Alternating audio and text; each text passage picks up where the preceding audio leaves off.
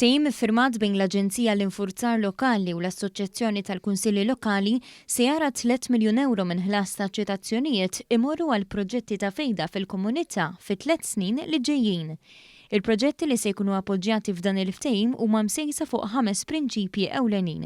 Iridu jkunu proġetti li jtejbu l-ambjent tal-lokalità, iħeġġu trasport nadif jew alternattiv, ikollhom infrastruttura moderna, jinvestu fis-sorveljanza u s-sigurtà filwaqt li jħarsu l-patrimonju.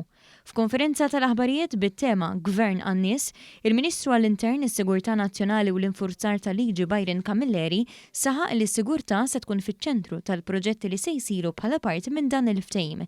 Il-Ministru qal li dejjem se ssib min jikser il-liġi u f'dawn il-każijiet mhux biss wieħed għandu jieħu talima imma jekk ikun ħallas multa minna tgawdi l-komunità. Ħadd ma jieħu pjaċir meta jħallas fiċ-ċitazzjoni. Iżda l-Aġenzija leża hemmhekk sabiex tara l-flus minn dawk it-taħrikiet jerġgħu jinvestiti lura fil-komunitajiet tagħna.